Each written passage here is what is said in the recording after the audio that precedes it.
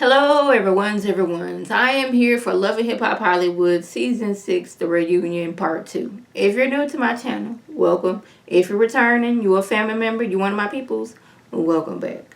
Now, y'all, this is going to be 3 parts. I thought we was only doing 2 until I'm like, okay, they still don't seem to be like wrapping up what everybody been doing. No, we got 3 parts to this. Yeah, this what Mona got going on. She giving us 3 parts of this. I was like, okay. Now we starting off with J Book. He's saying that yes, he's had issues with Omarion. Raz and had issues with Omarion. Fizz and had issues with Omarion. The thing is, he admits that he's had issues with Omarion, and they cool now. But he just says it's just that the scenarios is unfortunate that you was with him and now you with Fizz. But if y'all in love, y'all go ahead and do your thing. Moniece is backstage and she's saying how she not online patting her private regions. She not online, selling off her private regions to the highest bidder. She not out here doing that. So don't tell me how to raise my kids and try to tell me how to be a mother. Just don't be doing that. I don't tell you don't get on social media and be patting your private parts. So don't tell me how to be a mama. I guess Fizz or Jason went backstage to get something to drink, and Fizz kind of checked him and was like, well, that was his job as his woman. As her man. Like, if he hadn't done that, I would have been looking at him sideways. As her man, he was supposed to check you for disrespecting her. Alright? That was what she was supposed to do. That's her dude. He's supposed to be protecting her. And she's kind of upset that they keep on coming for April. And, the way that she been rolling. Like, why y'all coming for her? Fizz just as wrong. But I was like, I guess it's because, you had 2 babies by Omari. And Fizz didn't. But Fizz is still wrong because as much as you trying to, change the narrative that you and Omari was just co-workers, just bandmates. Y'all was brothers. Y'all was friends. Best good friends. We not finna change the narrative because you don't want people side-eyeing you. We still gonna side-eye you and April's relationship.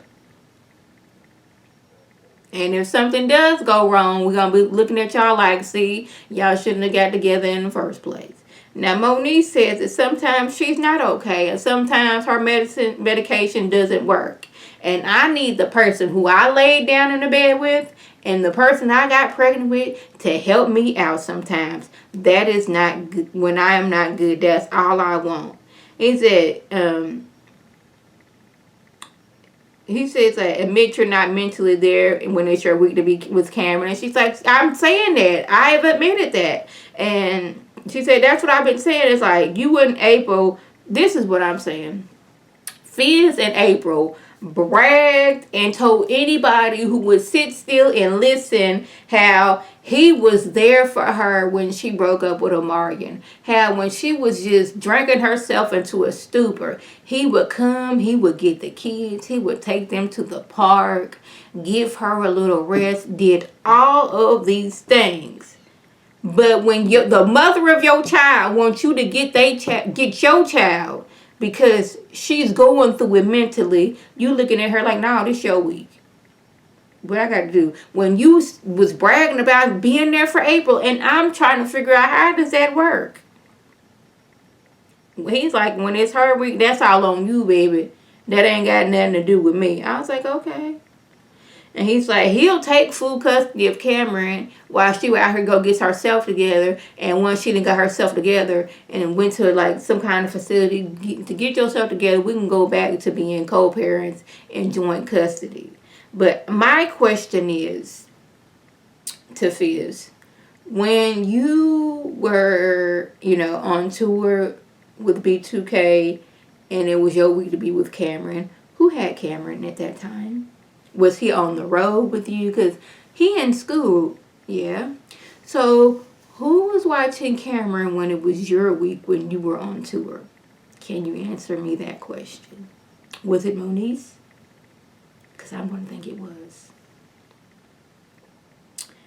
Y'all, Ray's reaction to this whole Lyrica and Brittany segment had me rolling. Because he's sitting next to Brittany. And he can already see off to the left that a fight may ensue. So he's like steady, like creeping, trying to get up off the couch, because he not trying to get hit. He not trying to be in this kerfuffle that's about to go on. He don't want that. Now, Lyrica says that she met Brittany a few times, took a picture with her, and Brittany then doggone collected all that information to make it seem like they was friends. Now, I was like, that sounds kind of stalkerish and creepy if you ask me, if it was true. But like, what's her name? Brittany did go out of her way to make Lyrica her story around how Lyrica was lying because she's trying to downplay their friendship. It's like, girl, after the first time she acted like y'all wasn't friends, I would have chucked her the biggest deuce and been about my business. I'm not finna go and be fighting and spending almost every waking chance I had while I was on screen talking about this girl. I would not have done it. I would have been in the studio, whatever she does in music. I would have been out there doing that as hard as I could so I can be out here stunting on these people. That's what I've been doing. I tell y'all this all the time. Beyonce said the best revenge is your paper. You should have been out here getting your paper and not worrying about Lyrica not saying that y'all friends. Why do we care? You like 30-something years old, ain't you? Maybe in your 20s? I don't know. Because I don't like to question how old people are, because I don't like people questioning me. Yes, I am 34 years old. I will be 35 in February. So I don't all too much like to question people's age, because it's kind of hard to tell when see people like me and I look still young. But girl, you're doing too much of trying to make this something with you and Lyrica. Just no. Then Pam, she didn't change the outfits. She got on this little black little something. And I'm like, baby, if you sitting like that, you don't need that type of dress on. She's sitting with legs just cocked wide open on the couch. Now, she not showing nothing. It's just that she leaned back and just legs wide open. Now, I understand if you're not used to wearing dresses like that, you want to sit comfortably. But you are on stage, ma'am. Close your legs. It's not needed. Somebody needs to tell her, when you wearing a dress, keep your legs closed. Close them. Don't cross your legs, because that look like it's gonna show something in your skirt. Make sure your legs are crossed. Just cross your legs, baby. That's all I want. Yo-Yo goes on about the issues with artists these days and the lies that they tell. They just basically out here living lies. And you need to be mindful who you are and what you were doing. I was like, yes. Now, I usually don't get into this, but like, look at 6ix9ine. He didn't portray himself being all kind of this, gangster. Look at him now, singing, telling everybody's business because he don't want to go to jail. Future continued to rap about being on lean after he got off of lean because he didn't want people looking at him differently. He didn't think he was going to sell that much. But I'm like, when did, popping pills become something to brag about? I know pills and crack is two different things, but they are both still a drug that you get addicted on. So people wasn't bragging about being a crackhead back in the day or now. So why is it now we got songs about popping pills and all of these things? When did that be a thing? When did taking lean a thing? Because correct me if I'm wrong, lean, ain't that like cough medicine? Cough medicine does not taste good. Why are we drinking this? Like, ma'am.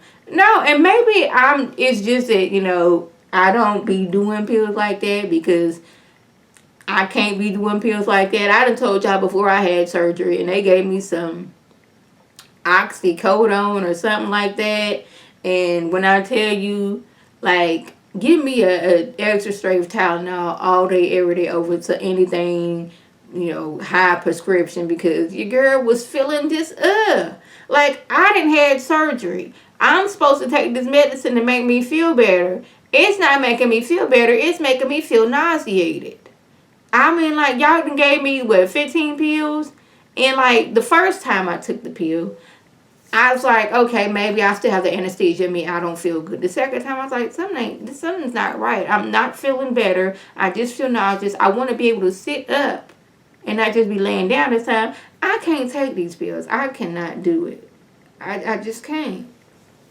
When I was in a car wreck, they gave me some medicine. Like, I had pills left over, and I forgot I had the pills because they had, like, fell behind my dress. And I was like, I had these pills just sitting back here. It was like almost a full bottle. So I don't know how they be out here doing these pills.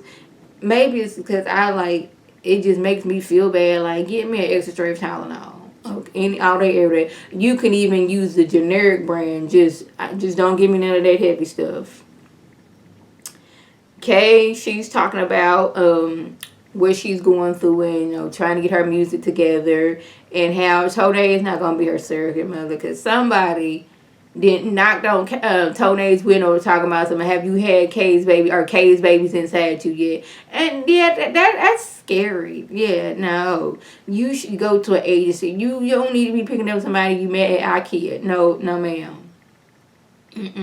You go to a reputable agency where they've been doing this and they have success, and the women, they're this is not their first time. Well, I guess it got to be a first time for everything, but they're been vetted and everything, and they're gonna be a good surrogate mother. I just say that, but I just wish she would talk more about her son. She's always talking about these twin girls, but we don't really hear her talk about her son much. But yeah, go through an agency.